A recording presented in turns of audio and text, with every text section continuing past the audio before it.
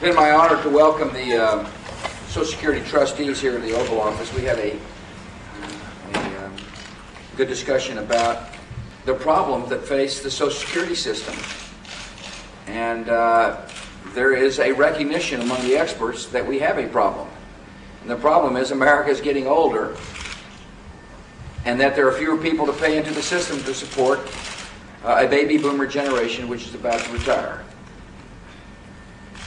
Therefore, the question is, does this country have the will to address the problem? I think it must.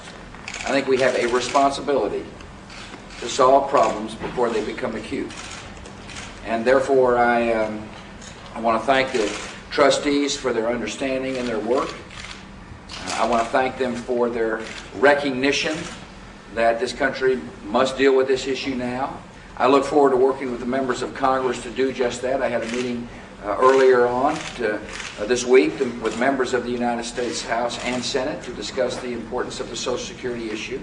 I fully recognize it's going to require a bipartisan effort to address this issue. I have articulated principles in the course of my campaign that I think are important. And it's very important for those who have retired to recognize that nothing is going to change when it comes to Social Security. And it's very important for those who are near retirement to understand nothing will change. But for the sake of our younger workers, for the sake of younger Americans, we must be willing to address this problem. And I think it's vital to consider allowing younger workers on a voluntary basis to set aside some of their own payroll tax and personal accounts as part of a comprehensive solution to dealing with the Social Security issue. So I want to thank the trustees for their hard work.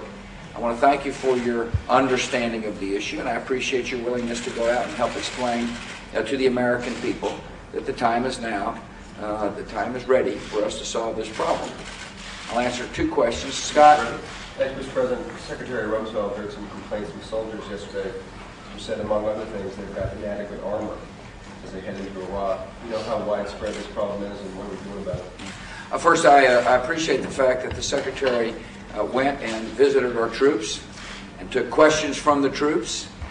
I had the honor of visiting with our troops at Camp Pendleton on Tuesday. It's such an uplifting experience to be able to speak directly to the troops, and I had the honor of meeting with the families of the fallen as well. The concerns expressed are being addressed, and that is we expect our troops to have the best possible equipment. And if I were a soldier overseas wanting to defend my country, I'd want to ask the Secretary of Defense the same question, and that is, are we getting the best we can get us? And they deserve the best, and I've told many families I've met with, we're doing everything we possibly can to protect your loved ones in a mission which is vital and important. And that mission is to spread freedom and peace. And I want to thank all the troops who will be spending their Christmas season overseas, away from their families, for their sacrifice. And I want to thank the families once again for the sacrifices they have made as well. Steve. The transition to personal accounts may cost $2 trillion. Can the country afford to borrow that much? I think what's really important in the discussions is to understand the size of the problem. And that is we are faced with a present value of unfunded liabilities of about $11 trillion. And what's important, Steve, is before we begin any discussion is to understand the scope of the problem. And that's why these trustees are vital in helping educate the American people and Congress as to the size of the problem. And I will not prejudge any solution. I think it's very important for the first step to be a common understanding of the size of the problem. And then for members of both parties, in both bodies, to come together, to come and listen to the options available.